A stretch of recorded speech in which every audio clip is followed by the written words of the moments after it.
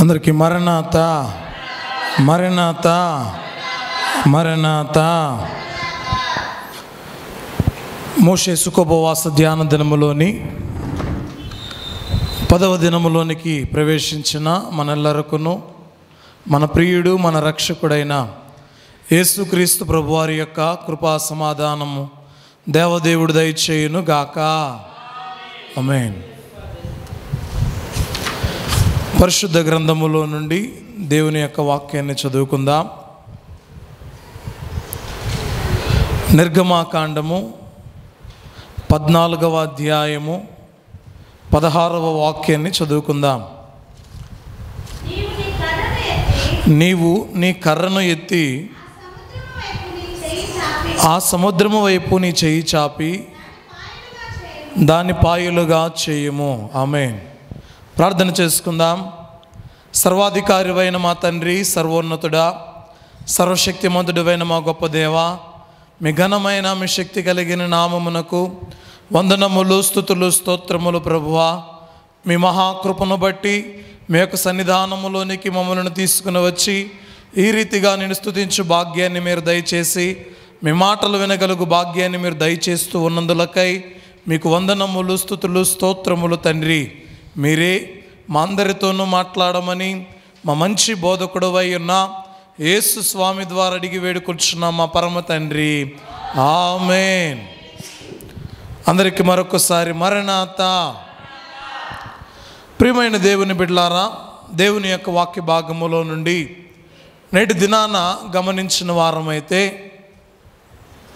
యేసుక్రీస్తు ప్రభువారు రూపాంతర కొండపై కనిపించినప్పుడు ఉన్నప్పుడు యేసుక్రీస్తు ప్రభువారితో కూడా మోషే, ఏలియాలు ఇరువురు కూడా కనబడతారు. చూడండి, పరిశుద్ధ గ్రంథములో మత్తయి సువార్త 17వ అధ్యాయము 4వ వచనాన్ని ఒకసారి జ్ఞాపకం చేసుకుందాం. అప్పుడు పేతురు, ప్రభువా, మనము ఇక్కడ ఉండుట మంచిది, నీకు ఇష్టమైతే ఇక్కడ నీకు ఒకటియు, మోషేకు ఒకటియు, ఏలియాకు ఒకటియు 3 పర్ణశాలలను కట్టుదని యేసయ్యతో చెప్పాను. చూడండి ప్రియమైన దేవుని బిడ్డలారా, రూపాంతర కొండ మీద జరిగినటువంటి సంభాషణ. పేతురు గారు మాట్లాడుతూ ఉన్నారు, అయ్యా, ఇదిగో ఈ స్థలంలో మనం ఉండుట మంచిది, ఈ స్థలమందు నీకొక పర్ణశాల, ఏలియాకి ఒక పర్ణశాల, మోషే గారికి ఒక పర్ణశాలలను మనం కట్టుదుము అంటూ ఉన్నారు. అయితే నేటి దిన వాక్య భాగములో కొన్ని మాటలను మనం నేర్చుకుందాం. అది ఏంటి అంటే, ఏలియా గారికి మరియు మోషే గారికి మధ్య ఉన్నటువంటి కొన్ని పోలికలు. చూడండి ప్రియ దేవుని బిడ్డలారా, యేసుక్రీస్తు ప్రభు వారితో కూడా వీరు ఇరువురు ఉన్నారు అంటే వీరు ఇరువురు 2 సన్నివేశాలను మనకు, సందర్భాలను లేదా సందేశములను మనకు తెలియచేస్తూ ఉన్నారు. అయితే వాక్య భాగాలలో నుండి మనం కొంచెం జాగ్రత్తగా ఆలోచన చేస్తే మొట్టమొదటిగా మోషే గారిని గూర్చినటువంటి వాక్యాన్ని మనం చదివాం. మోషే గారు ఆకాశము తట్టు తన చెయ్యిని పైకెత్తగా చాపగా, ఎర్ర సముద్రము 2 పాయలుగా చీలింది. ఎర్ర సముద్రము 2 పాయలుగా చీలింది. ఇది మోషే గారి యొక్క అనుభవము. ప్రియమైన దేవుని బిడ్డలారా, ఆలోచన చేయండి. 21వ వచనాన్ని కూడా మనం గమనిస్తే, నిర్గమాకాండము 14వ అధ్యాయము, మోషే సముద్రము వైపు తన చెయ్యి చాపగా యెహోవా ఆ రాత్రి అంతయు బలమైన తూర్పు గాలి చేత సముద్రమును చాలండి అమ్మ. వాక్య భాగాలలో వ్రాయబడినటువంటి మాట, అయా మోషే ప్రార్థించినప్పుడు మోషే గారి యొక్క ప్రార్థనను దేవుడు ఆలకించి సముద్రమును 2 పాయలుగా చేశాడు. ఈ సముద్రము 2 పాయలుగా అయిన తరువాత రాత్రంతా కూడా దేవుడు గాలిని విసర చేయగా ఆ నేల అంతా ఆరిన నేలగా మారింది. ప్రియమైన దేవుని బిడ్డలారా, ఆరిన నేలగా మారిన తరువాత వారు ఆ సముద్రము గుండా ప్రయాణం అవుతూ ఉన్నారు. చూడండి, ఇంకాస్త ముందుకు మనం వెళ్ళిన వారమైతే వాక్య భాగాలలో 26వ వచనం కూడా ఒకసారి చదువుకుందాం. మోషేతో ఐగుప్తీయుల మీదకును వారి రథముల మీదికిని వారి రౌతుల మీదికిని నీళ్లు తిరిగి వచ్చినట్లు సముద్రము మీద నీ చెయ్యి చాపుము అని నేను. అమ్మ, వాక్య భాగాన్ని మనం గమనిద్దాం. మోషే గారు ప్రార్థన చేసినప్పుడు ఆయన తన చెయ్యి చాపినప్పుడు ఎర్ర సముద్రము 2 పాయలుగా చీలింది. ఒక రాత్రి అంతయు కూడా దేవుడు గాలిని విసరచేయగా ఆరిన నేలగా మారింది. ఇశ్రాయేలీలందరూ కూడా ఇందులో ప్రయాణమై వెళ్ళారు.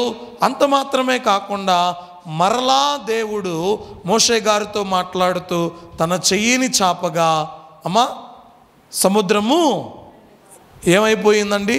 మరలా ఏకమైపోయింది. వాక్య భాగాలలో ఇక్కడ గమనించిన వారమైతే పాయలుగా చీలడము అనేది ఏలియా గారి యొక్క జీవితంలో కూడా మనం చూడగలం. పరిశుద్ధ గ్రంథములో చూడండి, రాజుల 2వ గ్రంథము 2వ అధ్యాయాన్ని మనం గమనించిన వారమైతే ఇక్కడ ఏలియా ఎలీషాలు ఇరువురు కూడా కనబడతారు. ఏలియా ఎలీషాలు వీరు ఇరువురు కనబడుతూ ఉన్నప్పుడు ఇక ఏలియా గారు పరమునకు వెళ్ళవలసినటువంటి సమయము తటస్థిస్తూ ఉంది. అయితే ఆ టైంలో జరిగినటువంటిది ఏంటి అనేది కూడా ఒకసారి ఆలోచన చేద్దాం. 2వ గ్రంథము, రాజుల 2వ గ్రంథము 2వ అధ్యాయము 8వ వచనం. అంతటా ఏలియా తన దుప్పటిని తీసుకుని, అమ్మా వినండి ఈ మాటలు చూడండి. 3వ వచనం నుండి ఒకసారి కొంచెం జాగ్రత్తగా ఆలోచన చేద్దాం. బేతేలులో ఉన్న ప్రవక్తల శిష్యులు ఎలీషా యొద్దకు వచ్చి, నేడు యెహోవా నీ యొద్ద నుండి నీ గురువును పరమునకు తీసుకుని పోవునని నీ వెరుగుదువా అని ఎలీషాను అడుగుగా, అతడు నేను ఎరుగుదును, మీరు ఊరకుండుడనెను. అమ్మా, ఏం జరుగుతూ ఉంది? వాక్య భాగాలలో మొదటి నుంచి కూడా ఒకసారి చదివి వినిపిస్తాను. యెహోవా సుడిగాలి చేత ఏలియాను ఆకాశమునకు ఆరోహణము చేయింపబో కాలమున ఏలియాయు ఎలీషాయు కూడి గిల్గాలు నుండి వెళ్ళుచుండగా. ఇప్పుడు జరుగుతూ ఉన్నటువంటి మాట ఏంటి అంటే సజీవుల ఆరోహణము. ఏలియా దేనికి సూచనగా ఉన్నాడు అంటే సజీవుల ఆరోహణము. చూడండి, రాకడ సమయములో కూడా ఏలియా ఏ విధముగా అయితే సజీవముగా ఆరోహణమయ్యాడో సిద్ధపడినటువంటి మనము కూడా సజీవులముగా ఆరోహణమవుతాం. వాక్య భాగం చెబుతూ ఉంది, సుడిగాలి చేత ఏలియాను ఆకాశమునకు ఆరోహణము చేయింపబోవు కాలమున ఏలియాయు ఎలీషాయు కూడి గిల్గాలు నుండి వెళ్ళుచూ ఉండగా ఏలియా, యెహోవా నన్ను బేతేలుకు పొమ్మని సెలవిచ్చి ఉన్నాడు గనుక నీవు దయచేసి ఇక్కడ ఉండుమని ఎలీషాతో అనెను. అయ్యా, ఏలియా అంటూ ఉన్నాడు, ఎలీషా నీవిక్కడే ఉండు, దేవుడు నన్ను బేతేలుకు రమ్మంటూ ఉన్నాడు అంటే ఎలీషా అంటూ ఉన్నాడు, యెహోవా జీవము తోడు నీ జీవము తోడు నేను నిన్ను విడువనని చెప్పగా వారిద్దరును బేతేలుకు ప్రయాణము చేసిరి. దేవుడు ఎవరిని మాత్రమే రమ్మంటున్నాడండి? ఏలియా గారిని మాత్రమే రమ్మంటూ ఉన్నాడు. అయితే ఎలీషా గారు అంటూ ఉన్నారు, యెహోవా జీవము తోడు నీ జీవము తోడు నేను నిన్ను విడువను అంటూ ఉన్నాడు. 3వ వచనములో బేతేలులో ఉన్న ప్రవక్తల శిష్యులు ఎలీషా యొద్దకు వచ్చి, నేడు యెహోవా నీ యొద్ద నుండి నీ గురువును పరమునకు తీసుకుని పోవునని నీవెరుగుదువా అని ఎలీషాను అడుగగా, అతడు నేను ఎరుగుదును, మీరు ఊరకుండుమనెను. పిమ్మట ఎలీషా, యెహోవా నన్ను యెరికోకు పొమ్మని సెలవిచ్చి ఉన్నాడు గనుక నీవు దయచేసి ఇక్కడ ఉండమని ఎలీషాతో అనగా, అమ్మా మొదటిగా ఏమో ఎక్కడికి ప్రయాణం అన్నాడు? బేతేలుకు ప్రయాణం అన్నాడు. అయితే బేతేలుకు వెళ్ళిన తర్వాత అక్కడ కూడా ఎలీషా ఎవరిని విడిచిపెట్టట్లేదు? ఏలియా గారిని విడిచిపెట్టట్లేదు. ఏలియా గారిని విడిచిపెట్టకపోయేసరికి మరలా ఏలియా గారు అంటూ ఉన్నాడు, దేవుడు నన్ను ఎక్కడికి వెళ్ళమంటున్నాడో తెలుసా? యెరికోకు వెళ్ళమంటూ ఉన్నాడు. చూడండి, యెరికోకు పొమ్మని సెలవిచ్చి ఉన్నాడు గనుక నీవు దయచేసి ఇక్కడ ఉండమని ఎలీషాతో అనగా, అతడు యెహోవా జీవము తోడు నీ జీవము తోడు నేను నిన్ను విడువనెను గనుక వారిద్దరూ యెరికోకు ప్రయాణం చేశారు. బేతేలు నుండి యెరికోకు మరలా ప్రయాణమయ్యారు. యెరికోలో ఉన్న ప్రవక్తల శిష్యులు ఎలీషా యొద్దకు వచ్చి, నేడు యెహోవా నీ యొద్ద నుండి నీ గురువును పరమునకు తీసుకొని పోవనని నీవెరుగుదువా అని ఎలీషాను అడుగగా, అతడు నేను ఎరుగుదునని మీరు ఊరకుండుమనెను. అయితే అంతటి ఏలియా, యెహోవా నన్ను యొర్దానునకు పొమ్మని సెలవిచ్చి ఉన్నాడు. ఏమండి, మరలా ఏమని చెప్తూ ఉన్నాడు? ఒక్కొక్క చోటికి పోయినప్పుడు ఒక్కొక్కరంటూ ఉన్నారు.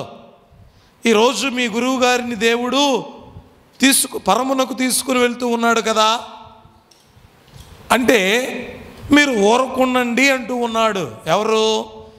ఎలీషా గారు. అమ్మా, 2 వ్యక్తులు ఉన్నారు, ఏలియా, ఎలీషా, గురువు శిష్యుడు. అయితే ఈ గురువు ఈ దినాన ఆరోహణమయ్యే దినం. ఆయన ఆరోహణమవుతూ ఉన్నాడని ప్రవక్తలందరికీ కూడా తెలిసింది. ప్రవక్తలందరి నోట ఈ మాట వినబడుతూ ఉంది. అయితే ఎంతకీ కూడా ఎలీషా గారు ఏలియా గారిని విడిచిపెట్టట్లేదు. ఇప్పటికీ గిల్గాలు నుండి బయలుదేరి బేతేలుకు వచ్చారు. బేతేలు నుండి బయలుదేరి యెరికోకు వచ్చారు. యెరికో నుండి బయలుదేరి ఎక్కడికి వెళుతూ ఉన్నారో తెలుసా? యొర్దానుకు వెళుతూ ఉన్నారు. చూడండి, అంతటా ఏలియా, యెహోవా నన్ను యొర్దానుకు పొమ్మని సెలవిచ్చి ఉన్నాడు గనుక నీవు దయచేసి ఇక్కడ ఉండుమని ఎలీషాతో అనగా, అతడు యెహోవా జీవము తోడు నీ జీవము తోడు నేను నిన్ను విడువనని చెప్పెను గనుక వారిద్దరూ ప్రయాణమై సాగి వెళ్ళిరి.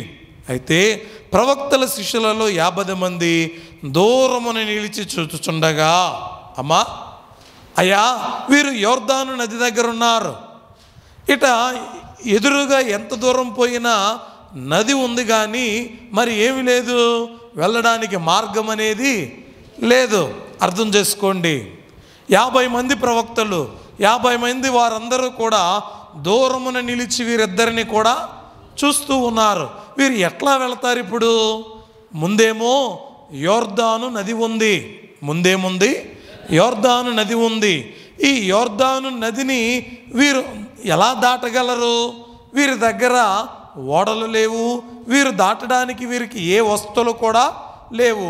వీరు ఎంత దూరం వెళ్ళినా కూడా ఆ నది దాకా వెళ్ళగలరేమో, లేదా ఆ నది దాకా వెళ్ళి మరలా వెనక్కి రావాల్సిందే, కానీ ముందుకు వారు ప్రయాణం అవడానికి వీల్లేదు.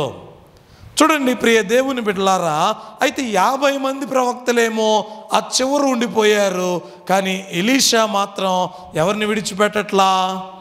ముందు నది ఉన్నా సరే ఎవరిని విడిచిపెట్టలేదండి. అయ్యా ఇక ముందుకు ఎక్కడికి వెళ్తాడు ఈయన? ముందుకు ఎక్కడికి వెళ్తాడు అని విడిచిపెట్టవలసింది, కానీ విడిచిపెట్టక ఏం చేస్తూ ఉన్నాడో తెలుసా? ఆయన వెంటే వెళుతూ ఉన్నాడు. చూడండి ప్రియ దేవుని బిడ్డలారా, అంతటా ఏలియా, ఈ మాటను గురించి మీకు ఇవన్నీ కూడా తెలియచేస్తూ ఉన్నాను. అంతటా ఏలియా తన దుప్పటి తీసుకుని మడత పెట్టి నీటి మీద కొట్టగా అది యువతలకును అవతలకును విడిపోయెను గనుక వారిద్దరూ పొడి నేల మీద దాటిపోయిరి. అమ్మా విన్నారా ఈ మాట? చూడండి, మోషే సముద్రముపై తన చెయ్యిని చాపగా ఎర్ర సముద్రము 2 పాయలుగా చీలి ఆరిన నేలగా మారింది. ఇక్కడ కూడా ఎలీషాలు ఏలియా గారు తన దుప్పటిని మడత పెట్టి ఆ యోర్దాను నది మీద కొట్టగా నది 2 పాయలుగా చీలింది. 2 పాయలుగా చీలడము మాత్రమే కాదు కానీ ఆరిన నేలగా మారింది. వారు ఇరువురు కూడా ఇందులో ప్రయాణమై వెళ్ళారు. ఎవరెవరు? ఎలీషాలు. దూరమున నుండి ఎంతమంది చూస్తూ ఉన్నారండి దీనిని? 50 మంది చూస్తూ ఉన్నారు. ప్రియమైన దేవుని బిడ్డలారా, దేవుడు వీరి ప్రయాణాన్ని ఇలా సాగించడాన్ని మనం గమనిస్తూ ఉన్నాం. ఇది మోషే గారిలోనూ ఏలియా గారిలోనూ ఉన్న ఒక పోలిక. ఏమండి? ఎవరెవరిలో? మోషే గారిలో ఏలియా గారిలో ఉన్నటువంటి పోలిక. అంతేకాకుండా ప్రియ దేవుని బిడ్డలారా, పరిశుద్ధ గ్రంథములో నుండి మనం గమనించిన వారమైతే వీరి ఇరువురు కూడా ఇద్దరు ఆకాశము నుండి అగ్నిని రప్పించిన వారై ఉంటూ ఉన్నారు. ఏలియా గారైనా ఇంకా మోషే గారైనా వీరి ఇరువురు ఆకాశము నుండి అగ్నిని రప్పించిన వారుగా ఉంటూ ఉన్నారు. మొదటి మాట చూద్దాం. నిర్గమాకాండ గ్రంథం 9వ అధ్యాయము, నిర్గమాకాండము 9వ అధ్యాయము 24వ వచనాన్ని ఒకసారి చూద్దాం. అలాగు వడగండ్లతో కలిసిన పిడుగులను బహుబలమైన వాయును ఐగుప్తు దేశమందంతటను అది రాజ్యమైనది మొదలుకొని ఎన్నడను అట్టిది కలుగలేదు. ఏమేం పడుతున్నాయటండి? వడగండ్లు పడుతూ ఉన్నాయట, పిడుగులు పడుతూ ఉన్నాయి. చూడండి, వీరు ఈ యొక్క 10 రకాలైనటువంటి తెగుళ్ళతో ఐగుప్తీయులు బాధించబడడం మనం చూస్తూ ఉన్నాం. చూడండి, ఇప్పుడు మోషే ప్రార్థన చేస్తున్నప్పుడు ఆకాశము నుండి వడగండ్లు పిడుగులు కురిసినవిగా మనం చూస్తూ ఉన్నాం. అంతేకాకుండా ఇంకా మనం గమనించిన వారమైతే లేవియాకాండం 9వ అధ్యాయం, లేవియాకాండము 9వ అధ్యాయము 24వ వచనాన్ని ఒకసారి చూద్దాం. యెహోవా సన్నిధి నుండి అగ్ని బయలు వెళ్ళి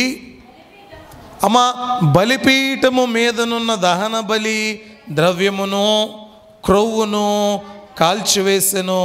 ప్రజలందరూ దానిని చూచి ఉత్సాహధ్వని చేసి సాగిలపడిరి. విన్నారా ఈ మాటలు? ఇది ఎక్కడ జరిగింది అంటే అరణ్యములో జరిగినటువంటిది.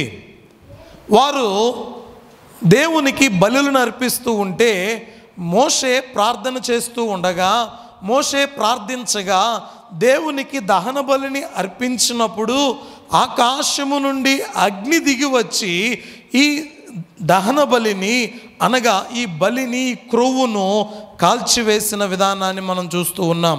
చూడండి, యెహోవా సన్నిధి నుండి అగ్ని బయలు వెళ్ళి బలిపీఠము మీదనున్న దహన బలి ద్రవ్యమును క్రొవ్వును కాల్చివేసెను. ప్రజలందరూ దానిని చూచి ఉత్సాహధ్వని చేసి సాగిలపడిరి. ఎందుకో తెలుసా? దేవునికి మేము బలినర్పించాం. ఎవరికి? దేవునికి మేము బలినర్పించాం. మేము ఈ దహన బలిని అర్పించినప్పుడు ఆయన అంగీకరించాడో లేదో అన్నది ఎలాగా తెలుస్తుంది అంటే, మోషే ప్రార్థన చేసినప్పుడు ఆయన అంగీకరిస్తే ఆకాశము నుండి అగ్ని దిగి ఆ యొక్క దహన బలిని బలిపీఠము మీద ఉన్నటువంటి బలి పశువును కాల్చివేసేదిగా ఉంది. ప్రియమైన దేవుని బిడ్డలారా, ఇది రెండవ మాట, రెండవ పోలిక. మోషే ప్రార్థన చేస్తున్నప్పుడు యెహోవా సన్నిధి నుండి అగ్ని బయలు వచ్చింది. అగ్ని బయలుదేరి భూమి మీదకి వచ్చింది. అలాగే ఏలియా గారు కూడా ప్రార్థన చేసినప్పుడు ఏం జరిగిందో ఒకసారి చూద్దాం. రాజుల 2వ గ్రంథం మొదటి అధ్యాయం 10వ వచనాన్ని మనం గమనిద్దాం. ప్రవక్తయగు చదవండి. అందుకు ఏలియా, నేను దైవజనుడినైతే అగ్ని ఆకాశము నుండి దిగివచ్చి నిన్ను నీ 50 మందిని దహించునుగాక అని 50 మందికి అధిపతి అయిన వానితో చెప్పగా, అగ్ని ఆకాశము నుండి దిగి వాని 50 మందిని దహించి వేసెను. చాలండి అమ్మా. వాక్య భాగాలలో మనం గమనించిన వారమైతే ఇక్కడ జరుగుతూ ఉన్నటువంటి సన్నివేశాన్ని కూడా మనం జ్ఞాపకం చేయవచ్చు. ఆహాబు మరణమైన తరువాత మోయాబీయులు ఇశ్రాయేలీయుల మీద తిరుగుబాటు చేసినప్పుడు అక్కడ జరిగినటువంటి విధానాన్ని అంతా కూడా మనం గమనించవచ్చు. అయితే ఏలియా ప్రార్థన చేశాడు. ఏలియా ప్రార్థన చేసినప్పుడు నేను నిజముగా ఆయన చెప్పినటువంటి మాట, అందుకు ఏలియా, నేను దైవజనుడినైతే, ఏమండి నేను ఎవరిని?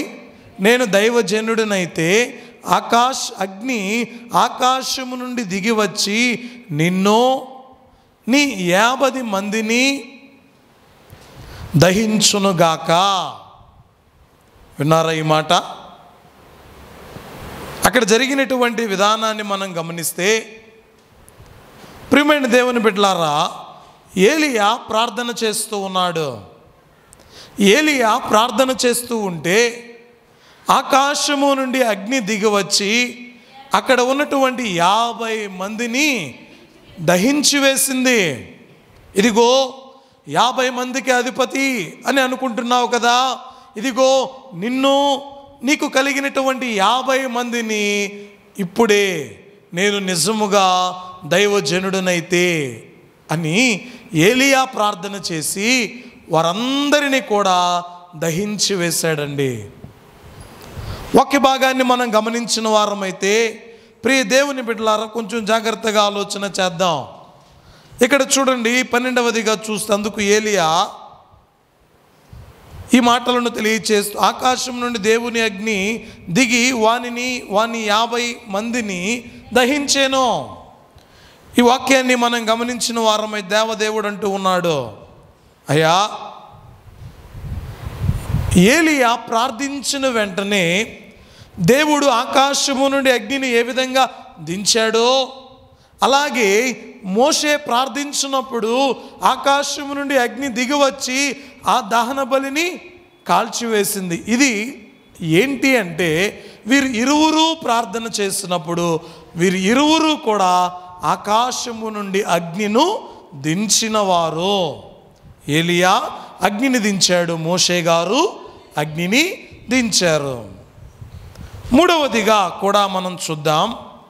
చూడండి ప్రియ దేవుని బిడ్డలారా, నిర్గమాకాండములో 16వ అధ్యాయాన్ని మనం గమనించిన వారమైతే, నిర్గమాకాండము 16వ అధ్యాయం మనం గమనించిన వారమైతే, ఇక్కడ మోషే ప్రార్థన చేసినప్పుడు ఏమండి, ఆకాశము నుండి ఏమొచ్చాయట? ఆహారము. చూడండి, దేవుడు వారికి మన్నానిచ్చే వారంటూ ఉన్నారు. చూడండి, ఆ అరణ్యములో ఇశ్రాయేలీయుల సమాజమంతయు మోషే అహరోనుల మీద సనిగెను. ఇశ్రాయేలీయులు, మేము మాంసము వండుకొని కుండల యొద్ద కూర్చుండి తృప్తిగా ఆహారము తిన్నప్పుడు యెహోవా చేతి వలన ఎలా చావకపోతిమి. అమ్మా, ఏమంటూ ఉన్నారు వీరు? అయ్యా, ఈ మన్నా మేము తినలేకపోతూ ఉన్నాం.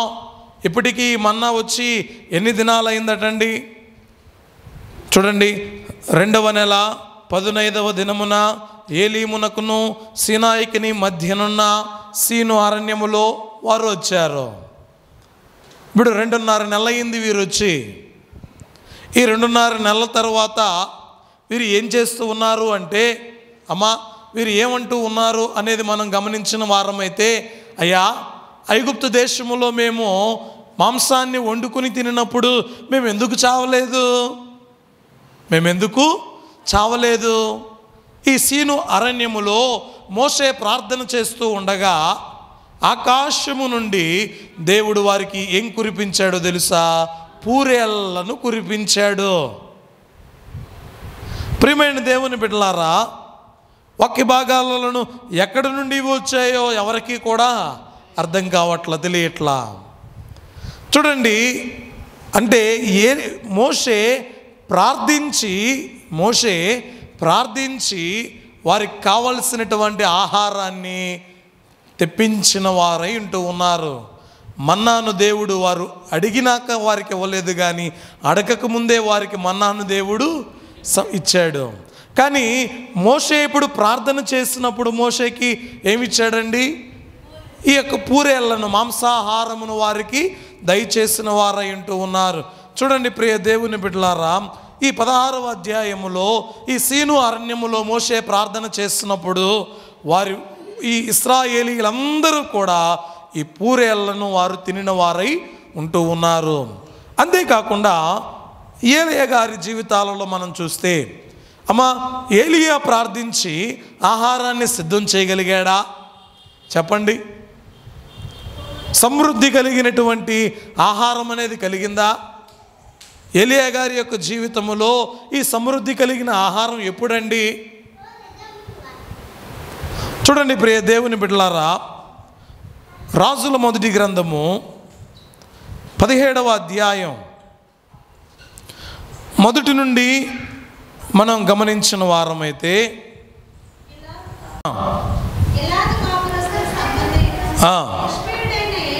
చూడండి ఇక్కడ ఈ యొక్క సన్నివేశం అంతా కూడా మనం తెలుసు.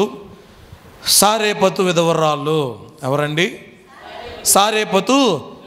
ఈయన ప్రార్థన చేసిన తరువాత ఆ దేశంలో కరువు ఎంతకాలం ఉందో అంతకాలం ఆమె ఏం చేయబడింది?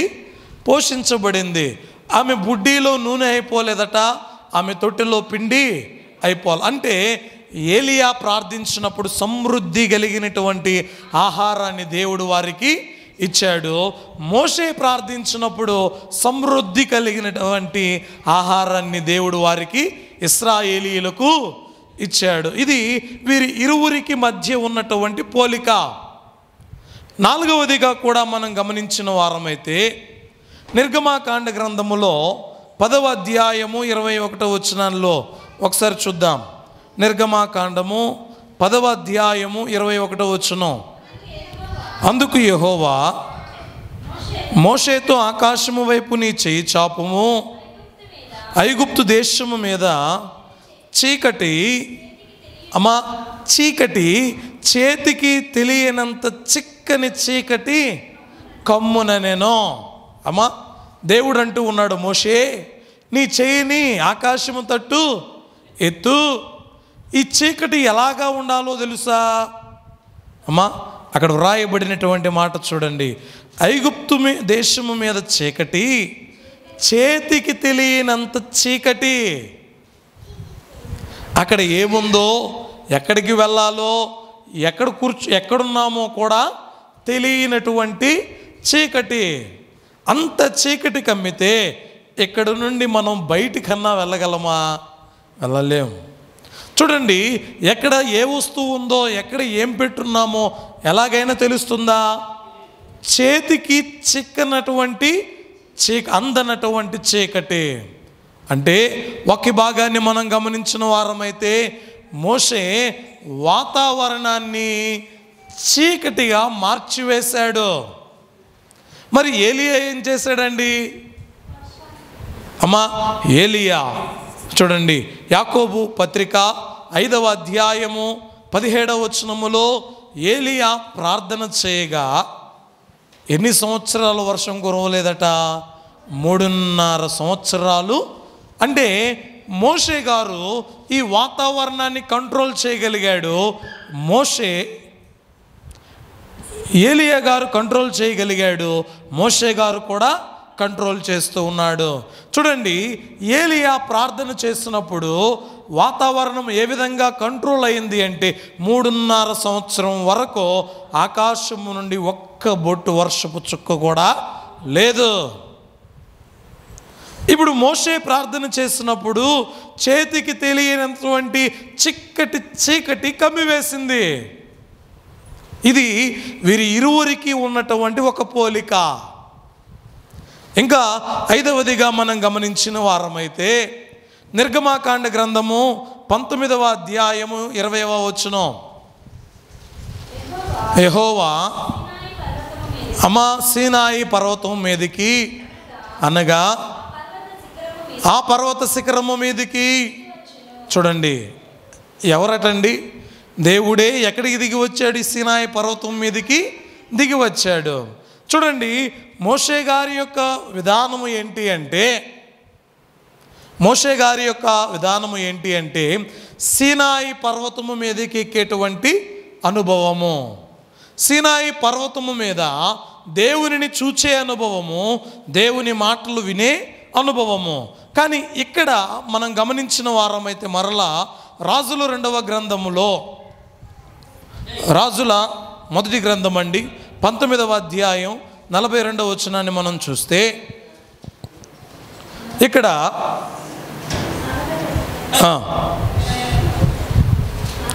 12వ వచనం.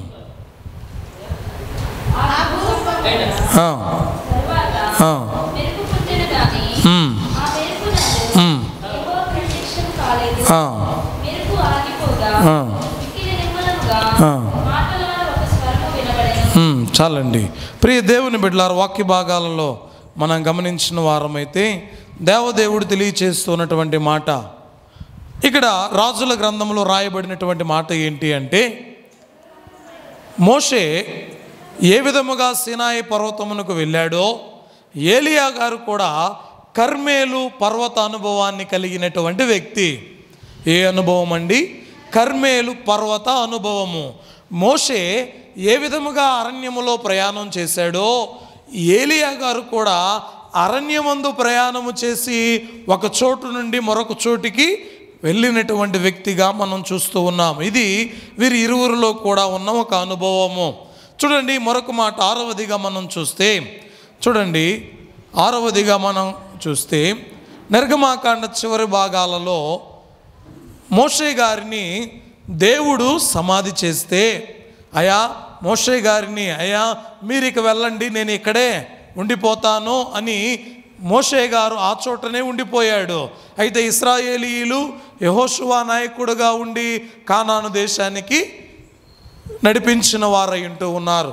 అయితే ఈ 2 విషయాలను జ్ఞాపకం చేస్తాను. ఒకటి, మోషే గారిని దేవుడే సమాధి చేస్తే, రెండవది ఏలియా గారిని దేవుడే పరలోకానికి తీసుకొని పోయాడు. చూడండి, అంతేకాకుండా చివరిగా 7వదిగా మనం చూస్తే యేసయ్య రూపాంతర కొండ మీద ఉన్నప్పుడు వీరి ఇరువురు కూడా కనబడినప్పుడు కనిపించినా కూడా దేవదేవుడు అంటూ ఉన్నాడు. ఏంటో తెలుసా? ఇద్దరు తుది వరకు దేవుని కొరకు నమ్మకముగా జీవించిన వారు. వీరిద్దరూ కూడా దేవుని కొరకు నమ్మకముగా జీవించిన వారు. అందుకే శిష్యులైనటువంటి వారికి వీరి ఇరువురిని చూపిస్తూ, ఒకరు సజీవుల పునరుద్ధానానికి గుర్తయితే మరొకరు మృతుల పునరుద్ధానానికి గుర్తు.